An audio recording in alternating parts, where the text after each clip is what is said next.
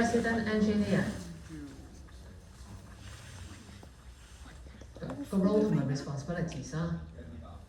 Inspector of work 33啊嚇，34 OK。Work supervisor 屌呢啲我自己得唔得答到啦。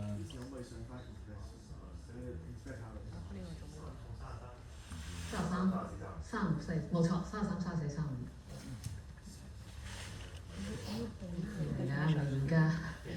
嚟完啦，OK。唔好咁緊張。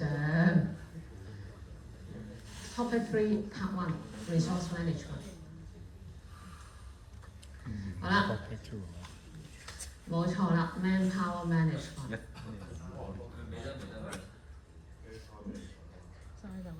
由第7張 size 一路掃落去㗎啦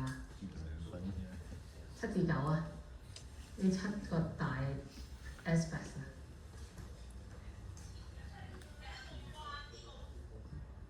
咁啊，得唔得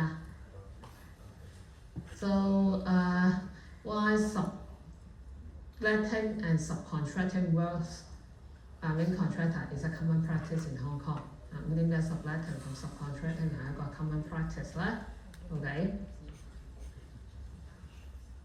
得好。跟住 advantage 同埋 disadvantage of subletting and subcontracting。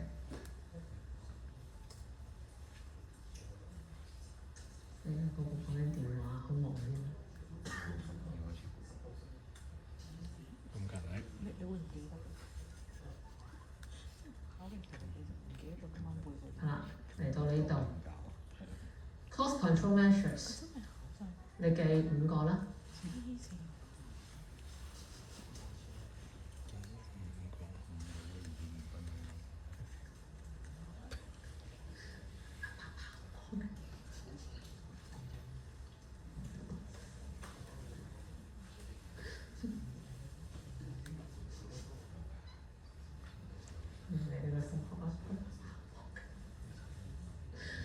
好啦，答你啦。Network analysis critical path method，OK，嗱要記嘅嚇，各位同學。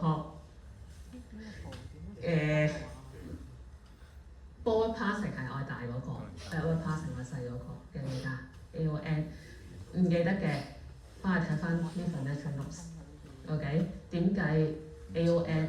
點計 per？AON forward passing 係大嗰個 ，backward passing 我細嗰個。flow 係點計？latest finishing time 減 earliest finishing time， 或者係 latest start 減 earliest start time。OK， 要記嘅，要背嘅。條 formula， 各位同學自己背咗佢啊嚇。咁跟住去到話俾你一度啦。係啊 ，part 2。AON 嗰度使唔使即係要識點計定係點？你要畫到個 AON diagram， 你要計㗎嘛。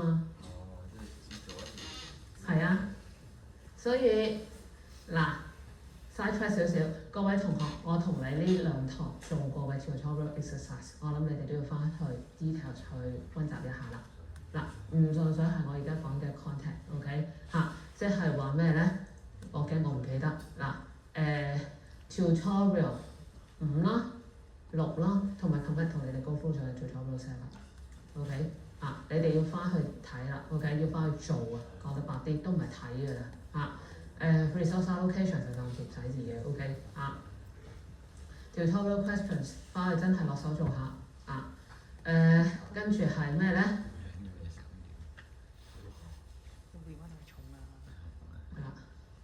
係personal management，OK 咁個 function，OK 係啲咩咧 ？slide 24，即係 topic 3 part 2嗰份 notes，slide 24。OK 即係呢一度resource allocation 呢一份 notes slide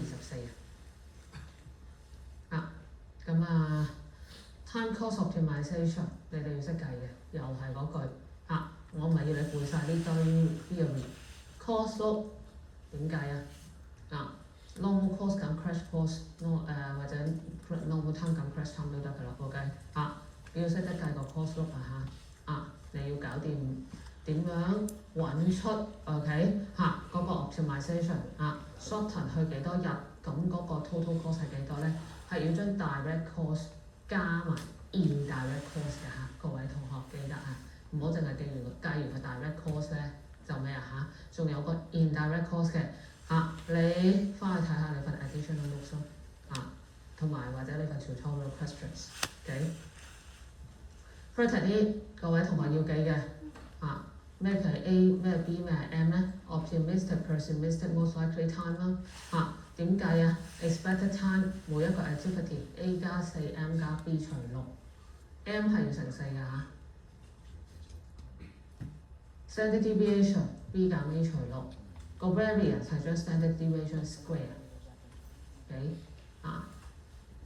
計下記得計佢嗰個 standard deviation of 個 project 係點計出嚟睇翻你條 tutorial questions 睇清楚我俾你嘅係 standard normal distribution table 定係 cumulative 嗰個咩為之咩咧 ？standard 嗰個咧，你係要自己加翻0.5上去嘅，即係好似呢個咁咧，你要自己加0.1，一開始係0.0嚟嘅，佢就俾咗右邊你，冇俾左邊你嘅，要自己加翻0.5上去嘅，得唔得？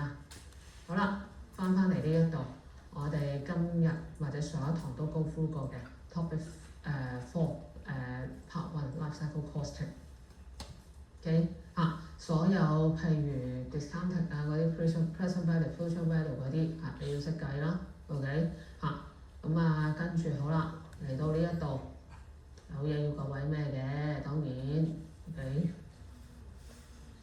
個 discount cash flow 嘅 purpose 會係啲乜嘢咧 ？slide 第27，得唔得？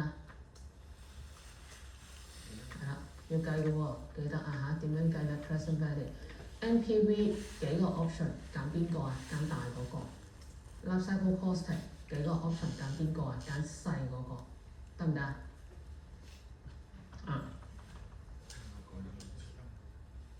好啦。Why IRR, why internal rate of return is important? Slide 45。OK。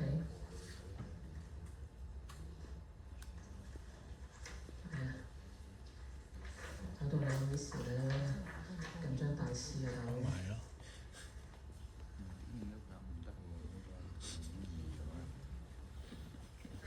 咩0.1？life cycle costing 好多嘢要計嘅OK 唔好一陣間又話唔識計到時佢而家講嗰啲係一定會考嘅咩？定係？咁唔係點whole life appraisal 可以用喺邊啲地方咧 ？slide 77。佢而家唔係講有咩叫報上一個考到咁多咩就係？Why IRR is important 本身0.2覺得0.5。上一個嘛。上一個咪計數。LCC 同埋 NPV 咯，係啦，slide 77，好啦，跟住，好啦 whole life appraisal 有啲咩 issues 會 affect 佢嗰個 usage 咧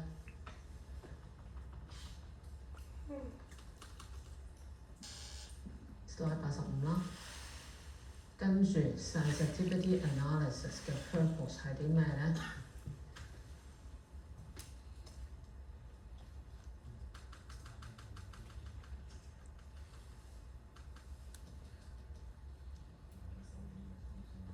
？The strength and weaknesses of sensitivity analysis 又係啲乜嘢咧？98。